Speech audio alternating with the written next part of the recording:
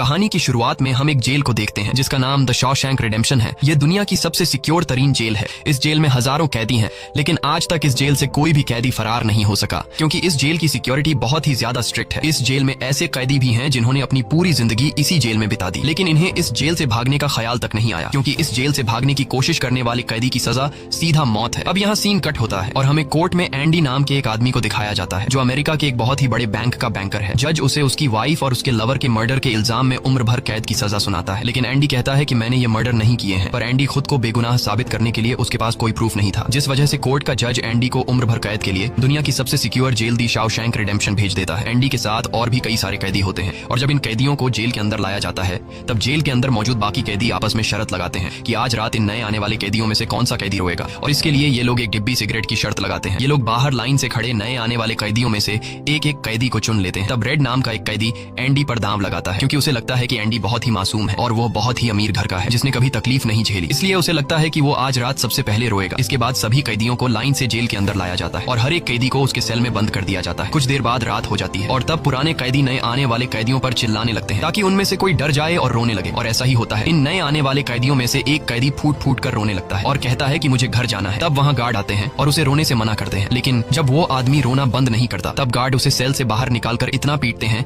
कि वह बेहोश हो जाता है। दूसरी तरफ रेड एंडी पर लगाया हुआ दांव हार जाता है और रेड समझ जाता है कि एंडी बहुत ही स्ट्रांग है, क्योंकि इतना डराने के बावजूद उसने एक आवाज तक नहीं की। इसलिए अगले दिन रेड अपने साथी को सिगरेट का एक डिब्बा दे देता है, क्योंकि रेड एंडी पर लगाया हुआ दांव हार चुका था। तभी हम एंडी को देखते हैं जो अकेला चुपचाप ब्रेकफास्ट कर रहा होता है। तब एंडी की मुलाकात जेल के सबसे पुराने कैदी ब्रुक्स से होती है। ब्रुक्स को यहाँ इस जेल में लगभग 50 साल पूरे होने वाले हैं। एंडी समझदारी से ब्रुक्स से इस जेल के सभी छोटे बड़े रूल्स और हर एक कैदी के बारे में जानने की कोशिश करता है। तब ब्रुक्स एंडी को जेल का हर एक सीक्रेट बता देता है और वो एंडी से कहता है कि अगर तुम्हें जेल के बाहर से कुछ मंगवाना हो तो रेड नाम के कैदी के पास जाना। ये सुनते ही एंडी भी इंतजार नहीं करता और वह सीधा रेड के पास पहुंच जाता है और रेड से कहता है कि मैंने सुना है तुम बाहर से किसी भी चीज को अंदर मंगवा सकते हो। तब रेड कहता है हाँ मैं मंगवा सकता हूँ, लेकिन ऐसी चीज जो यहाँ से भागने या फिर किसी को मारने में काम ना आती हो। एंडी रेड से कहता है कि मुझे हैमर यानी एक हथौड़ा चाहिए। हथौड़े का नाम सुनते ही रेड कहता है कि तुम्हें हथौड़ा ही क्यों चाहिए, क्या तुम हथौड़े से किसी को मारने वाले तो नहीं हो? तब एंडी कहता है नहीं, मैं किसी को मारने वाला नहीं हूँ, मेरा यहाँ कोई भी दुश्मन नहीं है। ये सुनकर रेड कहता है कि तुम्हारा यहाँ दुश्मन तो नहीं है, लेकिन जल्द ही कुछ लोग तुम्हारे दुश्मन बनने वाले हैं। वो कुछ लोगों की तरफ इशारा करके